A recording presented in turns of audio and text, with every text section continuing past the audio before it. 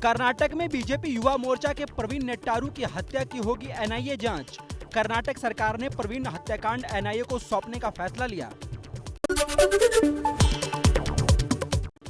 कर्नाटक के मंगलुरु में बीजेपी नेता प्रवीण नेट्टारू के बाद अब फैजल नाम के लड़के की हत्या। सूत्रों के मुताबिक पुलिस को शक है कि हत्या प्रवीण नेट्टारू से जुड़ी हो सकती है।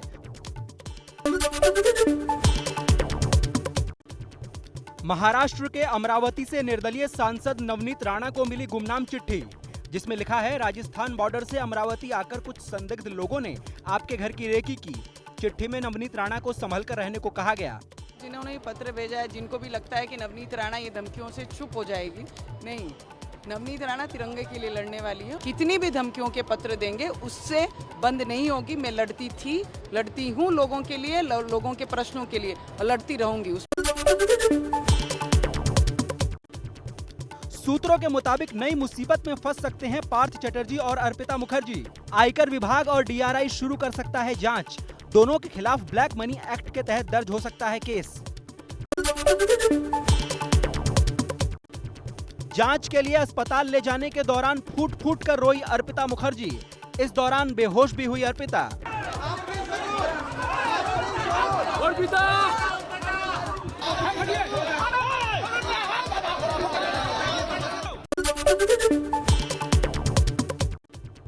पश्चिम बंगाल में शिक्षक भर्ती घोटाले में एक नया खुलासा। छापे में कैश के अलावा रियल एस्टेट कंपनियों के दस्तावेज मिले।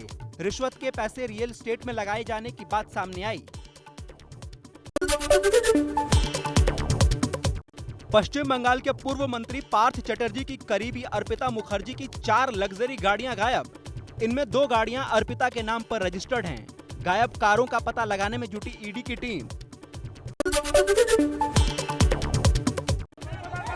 शिक्षक भर्ती घोटाले में फंसे पार्थ चटर्जी ने खुद को बताया बेकसूर।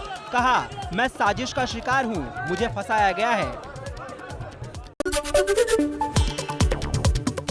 पश्चिम बंगाल विधानसभा से पूर्व मंत्री पार्थ चटर्जी की नेम प्लेट हटाई गई। कल ममता बनर्जी ने पार्थ चटर्जी को मंत्री पद से कर दिया था बर्खास्त। राष्ट्रपति द्रौपदी मुर्मू से मिलने के सवाल पर बोले कांग्रेस नेता अधीर रंजन चौधरी। कहा, राष्ट्रपति से समय मांगा है लेकिन अभी समय नहीं मिला। राष्ट्रपति से मिलेंगे क्या? समय मांगा है। अच्छा। किस दिन राष्ट्रपति से मेरे मिलने का मौका मिलेंगे सबको बता के मैं जाऊंगा। दादा अभी टाइम नहीं दिया राष्ट्रपति ने, अपने टाइम।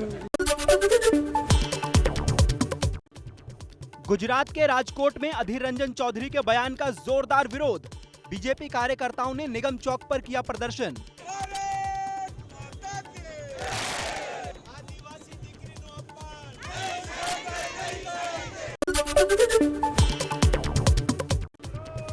झारखंड की राजधानी रांची में सड़कों पर उतरे बीजेपी कार्यकर्ता। अधीर रंजन चौधरी की राष्ट्रपति को लेकर आपत्तिजनक टिप्पणी के खिलाफ किया विरोध प्रदर्शन।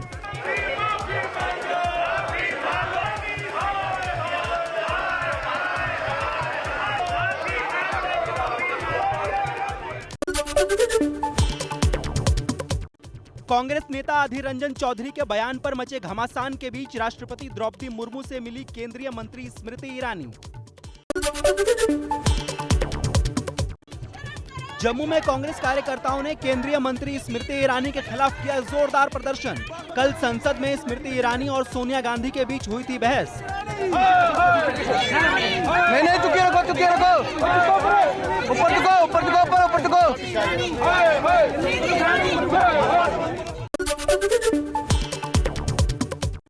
कांग्रेस नेता दिग्विजय सिंह ने स्मृति ईरानी की बेटी पर साधा निशाना। कहा, वो बार चलाती है तो चलाएं, हमें क्या आपत्ति है। पीएम मोदी ने हर चीज पर जीएसटी लगा दी है, लेकिन शराब और मांस पर क्यों नहीं लगाई। संसद में हंगामे को लेकर निलंबित विपक्षी सांसदों का 50 घंटे का धरना खत्म। संसद परिसर में ही धरने पर बैठे थे विपक्षी सांसद।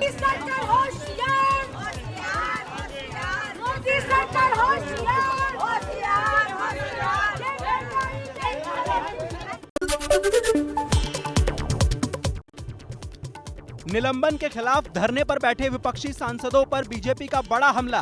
प्रहलाद जोशी ने कहा, गांधी प्रतिमा के नीचे कांग्रेस विधायक खा रहे थे चिकन। तो मैं एक पूछना चाहता हूं, लोग आपके किसके लिए भेजा है? चर्चा के लिए भेजा है या चिकन खाने के लिए भेजा है। प्रहलाद जोशी के चिकन खाने वाले बयान पर बोले आप सांसद संजय सिंह। प्रहलाद जोशी झूठ बोल रहे हैं। महात्मा गांधी की प्रतिमा के सामने कोई कैसे चिकन खा सकता है? भारतीय झूठा पार्टी है, उनको दिन रात झूठ बोलना है।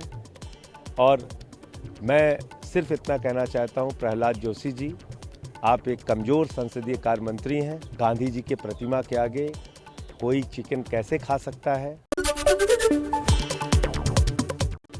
स्मृति ईरानी के मानहानि मामले में दिल्ली हाई कोर्ट ने कांग्रेस नेता जयराम रमेश और पवन खेड़ा को जारी किया समन।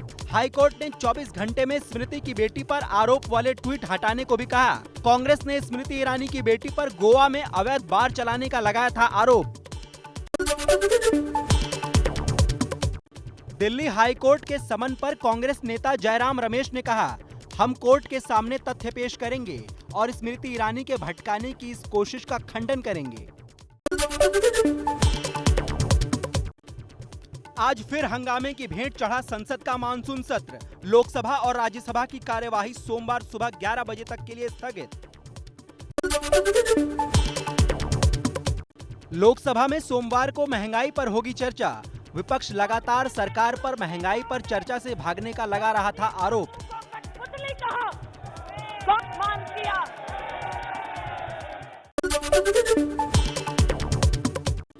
चेन्नई में अन्ना यूनिवर्सिटी के 42वें दीक्षांत समारोह में शामिल हुए प्रधानमंत्री नरेंद्र मोदी। कहा, आज के दौर में दुनिया भारतीय युवाओं को उम्मीद की नजर से देख रही है। ये एक बड़ा सम्मान और जिम्मेदारी है। चेन्नई में अन्ना यूनिवर्सिटी के दीक्षांत समारोह में अपनी स्पीच के बाद क्लासरूम में गए पीएम मोदी। वहां छात्रों से की मुलाकात।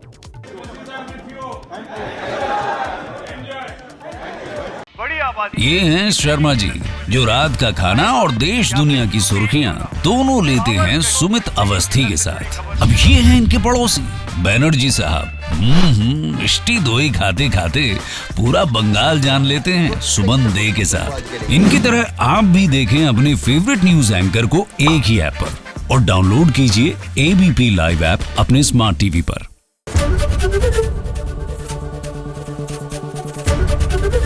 एबीपी न्यूज आपको रखे आगे।